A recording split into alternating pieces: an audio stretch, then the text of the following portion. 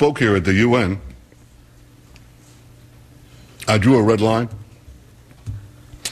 Now, Iran has been very careful not to cross that line. But Iran is positioning itself to race across that line in the future at a time of its choosing. And we are back with Iran's Foreign Minister, Javad Zarif. What did you think of Prime Minister Netanyahu's remarks at the United Nations? Well, unfortunately, some people find it in their interest to deceive the international community and to conduct a policy of fear-mongering. Israel has been pushing the line since 1992. Probably you can find even an earlier version. I haven't. What I've seen is since 1992, Israel has been saying, and most of it has been Netanyahu himself, that Iran is 6 months away from a nuclear bomb. Now, what is it, 22 years from 21 year from 1992, we still don't have a bomb. We won't have a bomb because we don't see it in our interest. And it's interesting. Israel is one of 3 states outside the NPT.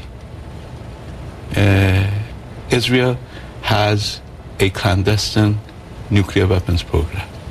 Israel is known to have 200 warheads, at least, nuclear warheads.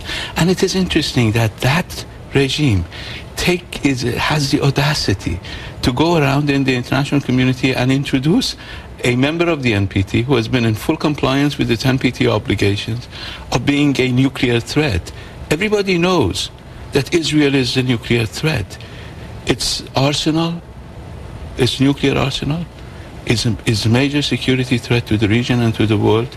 And in fact, several NPT review conferences, starting with the 1995 NPT review conference, which allowed all of us to renew the NPT, and then continuing in 2000 and again in 2010, they have all stressed, with consensus of the international community, in fact unanimity, that all should join the NPT.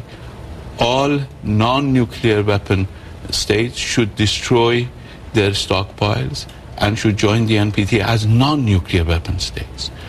And it is interesting, really, for him to be going around making these lies, trying to basically sweep under the rug Israeli practices that are the major threat to the security of the region, major violations of the most basic rights of the Palestinian people, just in order to create fear.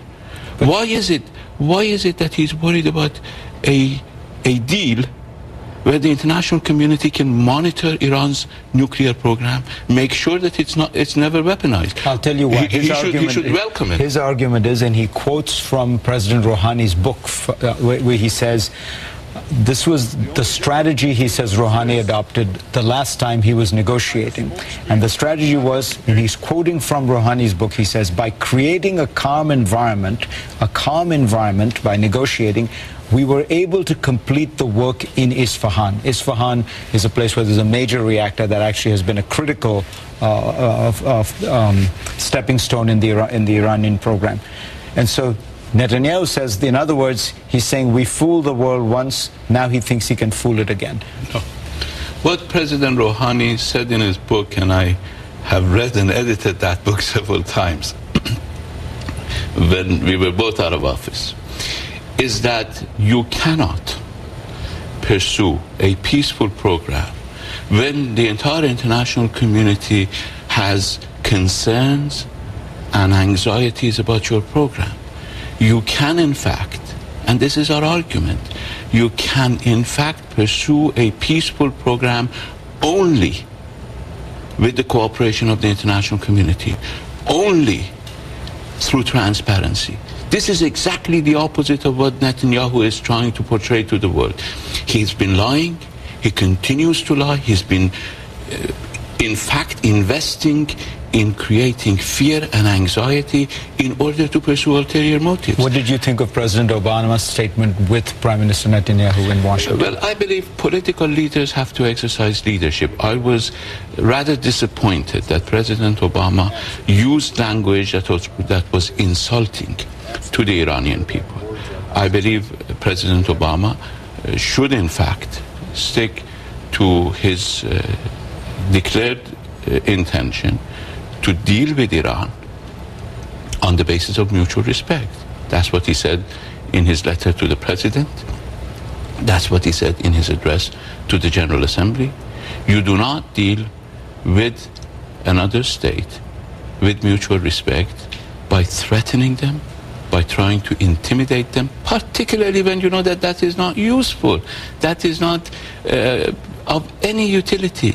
As I said, the Iranian people react very, very negatively to such languages of threat and intimidation. Do you think that this nuclear deal, if it happened, could be a step toward normalization of relations with Washington? The reason I ask is it's difficult for me looking at how anti-Americanism is so much part of at the center of the regime, the death to America chants that take place every Friday, the references to America as the great Satan.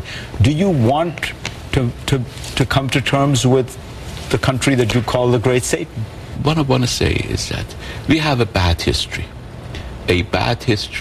of mistrust, a history where we had a good number of activities on the part of the United States, starting from the overthrow of a popularly elected government to whatever happened during the Iraq War, unfortunately the use of chemical weapons by Iraq, and the failure of the United States to respond with the necessary enthusiasm, unfortunately, as it's doing now, to those chemical weapons. In fact, there was an attempt by the United States to sweep that under the rug too.